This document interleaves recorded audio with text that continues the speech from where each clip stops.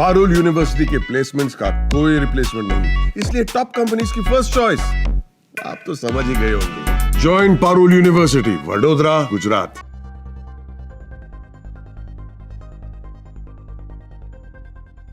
Justice Yashwant Verma मामले की जांच गहराती जा रही है। इस मामले में लगातार छानबीन हो रही है। वहीं इस बीच सुप्रीम कोर्ट की तरफ से ऐसा वीडियो जारी कर दिया गया जिसने सबके होश उड़ा दिए।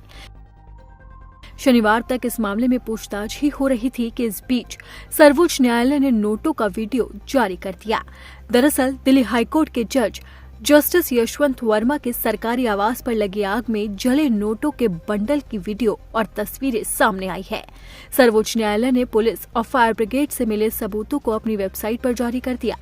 वहीं इस नोटों के सबूत मिलने के बाद हर कोई हैरान है।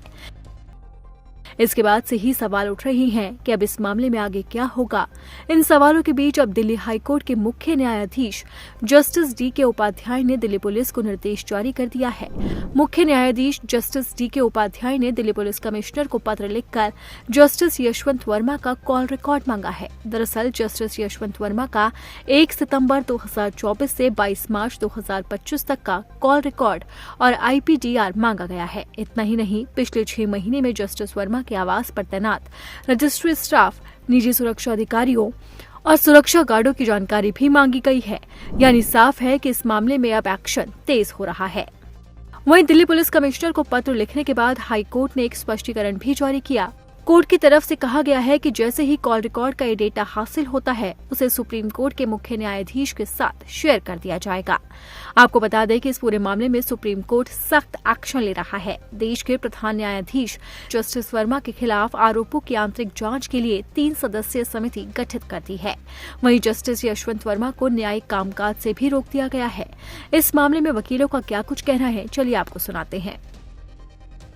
जस्टिस यशवंत वर्मा, इनके बारे में सुप्रीम कोर्ट ने जो तहकीकात शुरू की थी इन हाउस, उसका नतीजा जल्द से जल्द आज सुप्रीम कोर्ट में वेबसाइट पर सुप्रीम कोर्ट ने पब्लिश कर दिया है।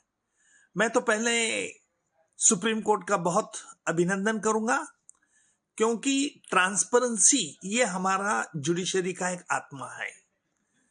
और मैं हमेशा यही कहता हूं कि कोई भी राष्ट्र की स्टेबिलिटी 2 फैक्टर्स पर डिपेंड रहती है। पहली बात तो आम आदमी का विश्वास उस देश के करेंसी पे होना चाहिए, और दूसरी बात आम आदमी का उस देश की न्यायपालिका विश्वास होना चाहिए। जस्टिस यशवंत वर्मा, इनके घर में जो बहुत हार्ड कैश मिली है उसके बारे में इन हाउस ने आज अपने वेबसाइट पे जो पब्लिश किया है, उससे लगता है, दोनों साइड पब्लिश किया है, उससे लगता है कि ये बहुत इन्वेस्टिगेशन का मामला है। और मुझे लगता है कि सुप्रीम कोर्ट इसमें बड़ी कड़ी रोक अपनाएगा। सिर्फ ट्रांसफर, सस्पेंड या टर्मिनेशन ये तो नहीं चलता है, लेकिन इसके बारे में क्रिमिनल प्रोसिक्यूशन भी हो सकता है। और हमारे पार्लियामेंट को ये तय करना होगा कि इस प्रकार अगर कोई न्यायाधीश जिसके बारे में, उनके बारे में इम्पीचमेंट प्रोसेस लाना क्या नहीं, ये भी जरूरी है। अब इस पूरे मामले में जांच हो रही है। अब देखना होगा कि आगे क्या कुछ होता है।